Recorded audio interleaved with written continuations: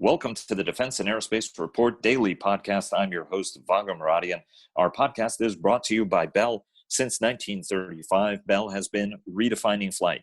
Learn more about its pioneering spirit at bellflight.com. Later in the program, Brian Clark, now of the Hudson Institute on Mosaic warfare. But first, joining us now is Dakota Wood, a retired United States Marine Corps Lieutenant Colonel who is a Senior Research Fellow at the Heritage Foundation and one of the nation's leading defense thinkers, and certainly when it comes to any matter involving the word Marine Corps, amphibious operations, or novel concepts of operations. Dakota, it's always a pleasure. What an interesting time to be having a discussion, huh? It certainly is for a variety of reasons, and actually reminds me. Before we get started, a shout out to all of our sponsors. Our global coverage is sponsored by Leonardo DRS. Northrop Grumman sponsors our weekly cyber report and broader cyber coverage. Fincantieri Marinette Marine sponsors our naval coverage, and of course our podcast is sponsored by Bell. Let's start with Commandant Berger's strategy. It's now out. What do we know now, Dakota, that we didn't? You and I have spoken a couple of times since the Commandant issued his original guidance, pointing the force at thinking differently. We've had an opportunity to discuss it with members and other strategists, and folks are really looking at this as an absolute sea change in how the Marine Corps is thinking. What do we know now that the strategy is out that we didn't before? Well, I think first out of the gate, the Marine Corps is staying consistent in assessing its surroundings, and then as a service, adjusting to meet the demands of those current and projected future requirements. And it's done this across its history. It's been different things at different times. People in the midst of kind of an extended, period of identity really get wedded to that. And so when you're transitioning to something new, there's a lot of, gnashing of teeth and pulling of hair and wondering what it's all about. But the Marine Corps as a whole, over its history, has been very good about that. So what we know today with the release of Force Design 2030, which was released here just a couple of weeks ago, is the phased approach that General Berger is taking to make this strategic shift in direction to ensure that the Marine Corps can contribute what it should be contributing in the projection of naval power. So it was a bold move in the Commandant's planning guidance released last summer, where he talked about the need to make such adjustments. He had a great article in War on the Rocks on force design and why force design is his number one priority. And now with the latest release here of Force Design 2030, he's articulated 4 phases of this effort. And we've been through the first 2, which really has teed up through his integrated planning teams, 12 different things that they are addressing in detail. And then this document and what he's talking about now is phase 3 is really to dive deeper into some areas of this transition. What does a battalion look like? What does a Marine Expeditionary Unit look like? Do you need as many F-35s? Those sorts of things. And trying to reconcile what the Marine Corps needs to be in the midst of let's say, a fixed budget environment and the ripples of these changes, which will have the Marine Corps focus on a single geographic theater against a single pacing threat, that being China. And it's going to cause critics, which are already out in the news, to say that it's too narrow a focus and the Marine Corps needs to continue to be kind of general purpose sort of thing. So I think the Commandant is absolutely on the right track. I'm a huge fan of what he and the service are trying to do. I think it's much needed, and I wrote about this myself a year ago. And it's just an exciting time, I think, to be in the Marine Corps, and it's really going to set the standard among the other services for making the bold decisions to let go of old things that you've gotten comfortable with in order to free up capacity and resources to field the new stuff that is going to be needed in this changed environment. And obviously, one of the things you're referring to, for those in the audience who might not know some of the specifics, one of those old things, even though the Marine Corps has always been innovative in how it's thought and employed armor, one of the things is getting rid of heavy armor and the Marine Corps' tanks at the end of the day in order to yield that sort of lighter, more agile, more distributed force, as well as a new generation of amphibious warships that would transport that force. From your standpoint, what are going to be the biggest muscle movements here, right? I think Representative Mike Gallagher, who sits on the Armed Services Committee and is a former Marine, has spoken very highly of the strategy. Another former Marine, Seth Moulton, Democrat of Massachusetts, also has spoken very, very thoughtfully about what this new concept is and why it's so exciting. And both have told me that this is, and well, generally have said, that it's an older generation that may have bigger problems with this than the younger generation.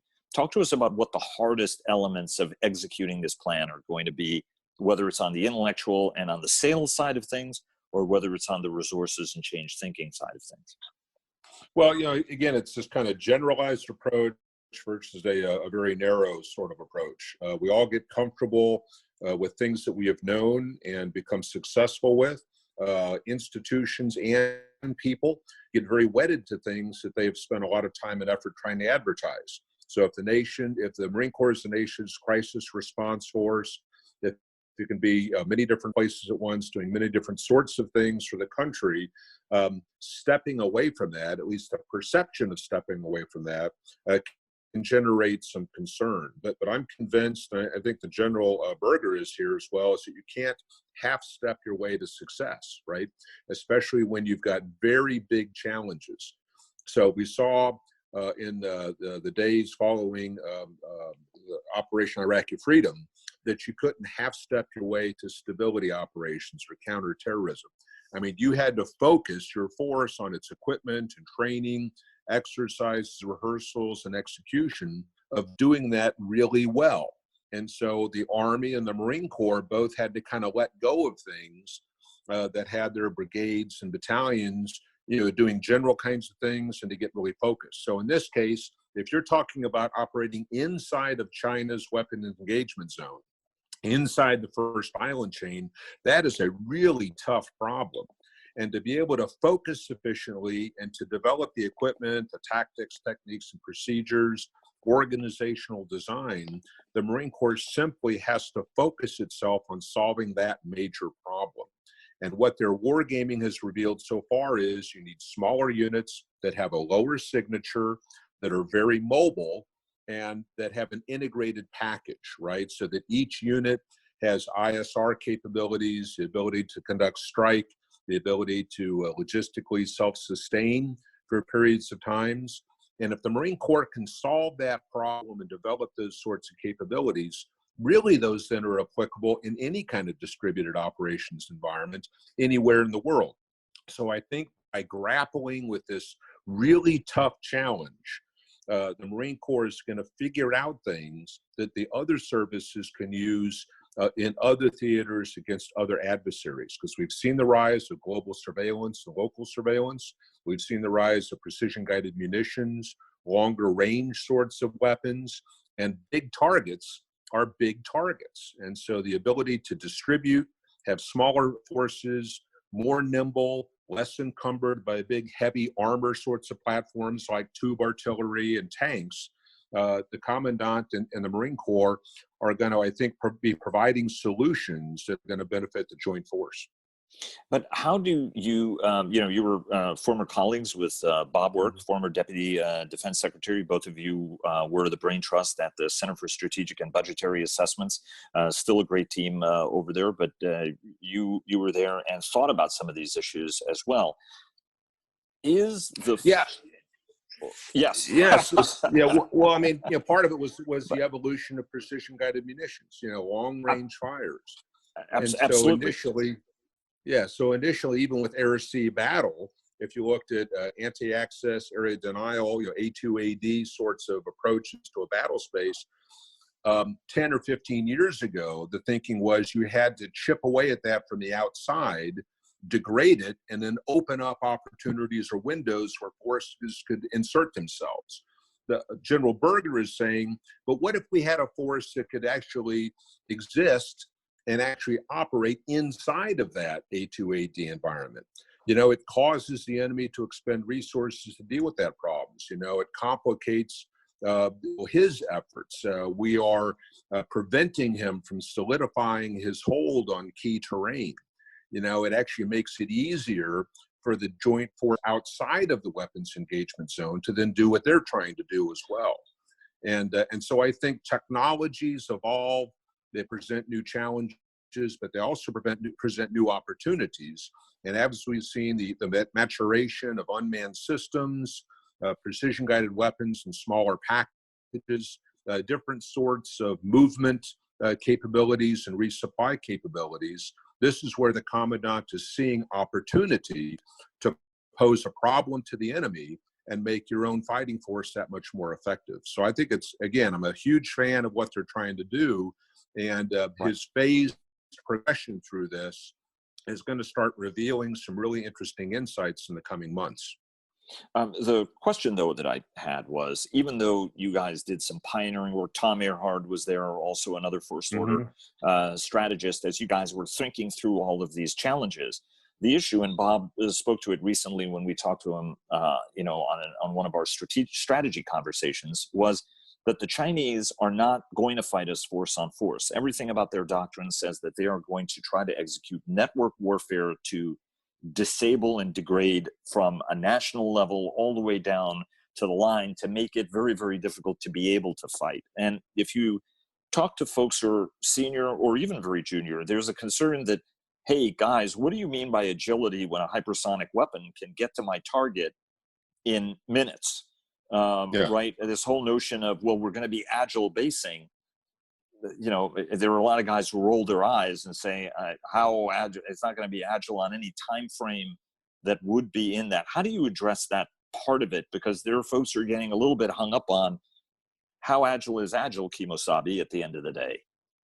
Well, I am unwilling to cede ground to any adversary, right? So if we accept some of those arguments and criticisms that China isn't going to fight us force on force, and that they're going to operate via cyber and these other sorts of things to degrade national level capabilities.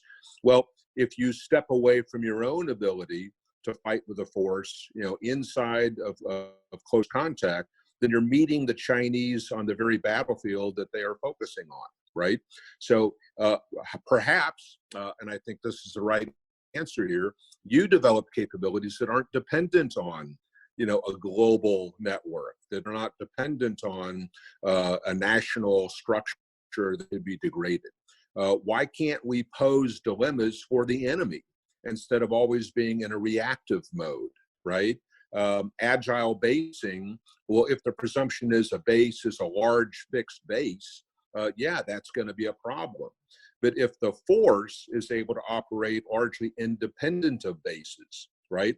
If we want to get away from very large, very expensive amphibs, because presumably they're targets to sea-skimming cruise missiles and those sorts of things, well, then wouldn't it be wise to go with smaller, more difficult to find and target sorts of platforms? If you lower your signature, you're making it more difficult for the enemy, and you can pop up and hit him, cause him problems, where he has to devote limited resources to better defenses and those sorts of things. And hypersonics, yes, they're a problem, but nobody has an infinite checkbook. So it's not, I can be, every munition is a hypervelocity sort of missile. And if you have extreme speeds, Mach 8, Mach 10, maneuverability becomes a real problem.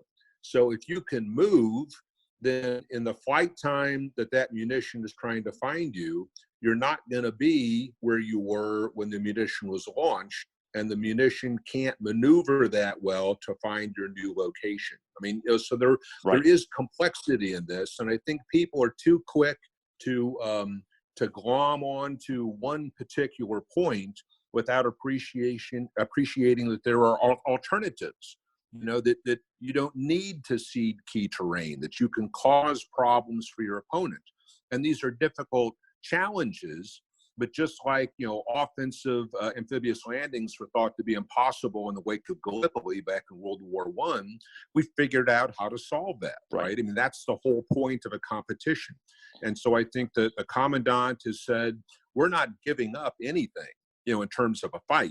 we're going to figure out how to solve these things and come up with a great methodology, a very aggressive development track, and realize that with the budget challenges that we're going to have, which you kind of laid out there, you have to give up certain things that don't seem to be relevant in the Pacific Island or Indo-Pacific archipelagic littoral environment, like tanks, so as to free up resources within your budget to reapply to more effective utilization. There is a concern, you mentioned resources, Dakota. There is a concern that with several $1 trillion in stimulus, reduction of tax revenue, already large deficits, there's going to be a defense spending impact.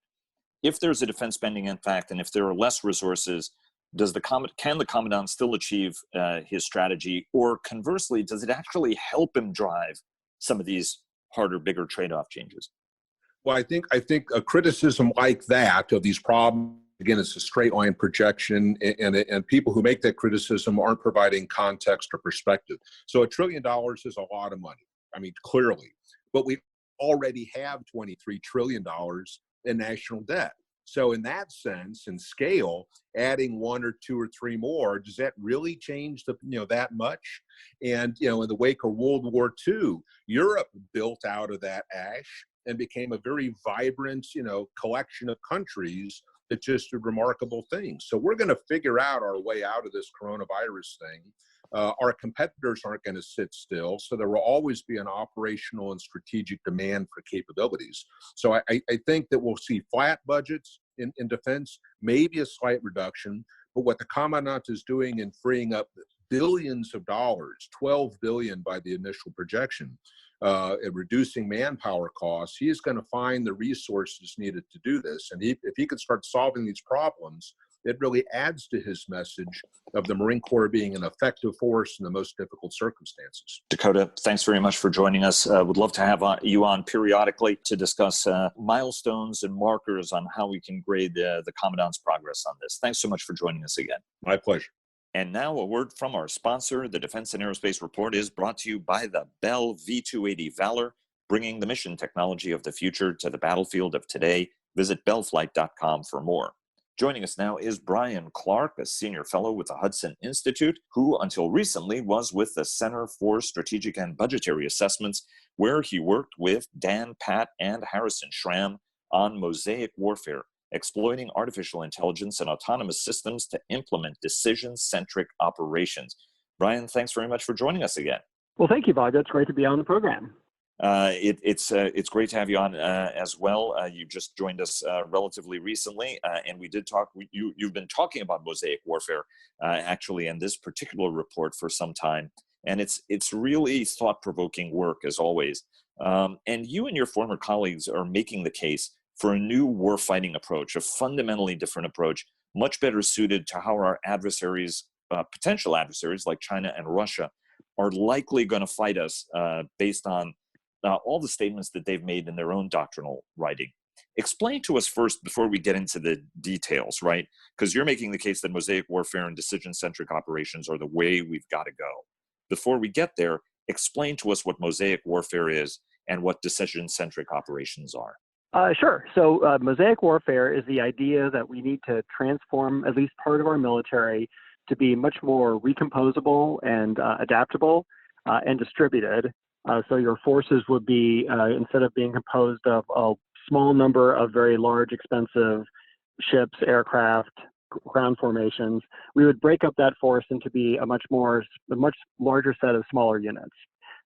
Then we would take that more distributed force and operate it in a much more complex manner using a combination of human command and machine control, meaning I would change today's command and control process, which is very human-centric and labor-intensive and requires hours and hours to develop a plan, to instead take advantage of advancements in artificial intelligence to change how we do command and control so that we have a human in command, but we turn over a lot of the legwork to machines.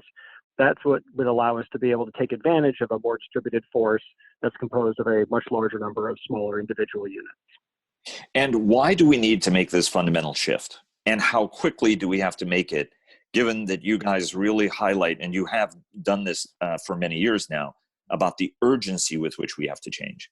So the fundamental change we see happening right now is a movement away from attrition-centric warfare, which arguably was the model we had through the World Wars and even through the Cold War. Our approach to dealing with the Soviet Union in a lot of ways is going to depend on who could fight the other guy to a draw in the Eastern Front, and that was very much a battle of attrition. In the wars since the Cold War ended, those have also been kind of battles of attrition. When we think about dealing with Iraq and Afghanistan and Syria today, a lot of it is let's go kill as many of these terrorists as possible, and not how do we create a dilemma for them that they're unable to work themselves out of. So we see that transition away from attrition-centric towards what we call maneuver-centric warfare or decision-centric warfare. So maneuver warfare has been around for eons. That's been practiced by militaries all the way back to the Greeks. And what maneuver warfare does is it creates dilemmas for the enemy that they can't work themselves out of. So you put enough multiple insoluble problems in front of an enemy and they're unable to achieve their objective. And therefore they seek an off-ramp or they are deterred from beginning a conflict. That maneuver-centric approach is more akin to what you see today being done by our adversaries against us. So like the Russians and the Chinese with their gray zone warfare is an example of this decision-centric form of warfare. And we've seen plenty of evidence that the Chinese and Russians, who are great power competitors, don't intend to give us the kind of attrition-centric fight that we've been preparing for. All the developments happening within DoD to build this more robust military are designed to win a large-scale World War III against these great powers. And it's obvious from the way they're behaving that they don't intend to give us that kind of fight. So we need to think about dealing with them differently in this competition phase if we're going to deter them from aggression. And talk to us about urgency. How large is our window to respond? So the Russian success in places like Crimea and in Ukraine generally, and even some of the inroads they've made in parts of northwestern Europe, northwestern Russia, those have all been examples of the Russians, and then the Chinese have done the same thing in the South China Sea with regard to Japan. They've been pursuing these gray zone campaigns that are based on them reading our approach, our attrition-centric approach to warfare as being flawed and incapable of countering them. So I think the urgency is clearly there because we're seeing that the incremental loss of territory and influence on the part of the U.S. and its allies is an outgrowth of the fact that we've stuck with a very attrition-centric approach to force design while our adversaries have moved on to the next phase of warfare, if you will, and are pursuing approaches that present us with dilemmas that we can't get out of, and therefore we're left on the sidelines while they continue to pursue their objectives. One of the things that you've always prided yourselves on is sort of, in each one of your reports, sort of the menu of options, right? Talk to us about the kind of investments we need to make to get to where we need to be. Yeah, so when we did this project, which was done for DARPA, to look at Mosaic warfare, one of the things we wanted to examine was, one, is this idea going to bear fruit? Meaning, if I build a force that's more disaggregated and is managed by this combination of human command and machine control, can I actually get this more adaptable force that creates more complexity and creates dilemmas for an adversary? So that was one thing we were trying to do. The other thing we were trying to do is get a sense of, well, how much of the force do I need to change over to this new approach to yield those benefits? Because we were concerned that if you have to take today's military, which is composed of pretty large formations and units, ships that are all multi-mission formations that are kind of, battalion or brigade sized in generally. If I have to shrink all those down and disaggregate all of them, that's going to be a generational change, and we're never going to get there. So when we did these war games, we only shifted 10% of the force away from today's force structure of kind of larger monolithic multi-mission platforms and units to being this more disaggregated set of units. So 10% of the future procurement we devoted to this more disaggregated force. And then we played that in a series of war games using pretty much all uniformed military people on the blue side against a red team that was represented by us on the white cell, the game control cell. And we found that there was significant benefits even by just shifting 10% of the force away from today's force design towards this more disaggregated Mosaic type force design.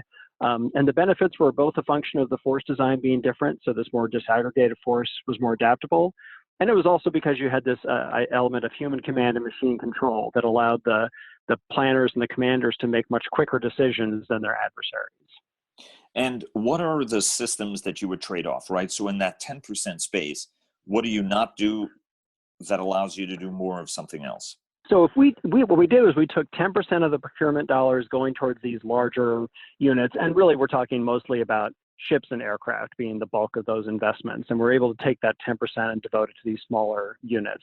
So in the kinds of things we categorized as these bigger units were today's amphibious ships, aircraft carriers, even destroyers from the ship side, and then looking at aircraft, we looked at things like the F-35,